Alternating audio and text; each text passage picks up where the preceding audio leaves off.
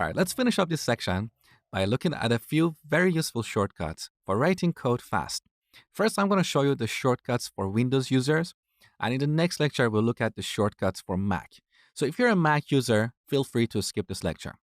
So here we're on line 9, and my cursor is right at the beginning of the line. Let's say we want to move the cursor to the end of the line. Instead of pressing the right arrow to go all the way to the end, we can simply press the End key, and here's the cursor. Or if you want to move the cursor to the beginning of the line, simply press the Home key. There you go. Similarly, if you want to move the cursor to the beginning of the file, press Control and Home.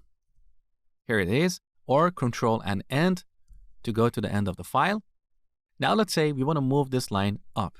Instead of cutting it from here and then copying it somewhere else, we can simply move it up by pressing Alt and the up or down arrows. Or if you want to move these two lines up and down, simply select them, then hold Alt and then up or down. Very easy. Now, if you want to duplicate a line or multiple lines, simply select them.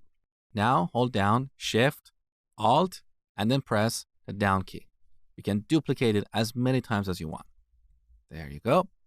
Here's another useful shortcut. If you want to convert this line or maybe these two lines into a comment, simply hold down Control and press slash. Using the same shortcut, you can remove the comment, so you can toggle it. Very easy. And finally, if you want to type the name of a variable or a function like multiply, you don't have to type all characters. Here are a few ways to type this quickly. You can just type the first few characters, and here in the IntelliSense, you can see that. So if you press enter, this is what we call auto-completion.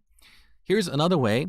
So instead of writing the first few letters, you can just pick any letters in sequence and type them. So I can type MTY, or I can just type MPY or MY.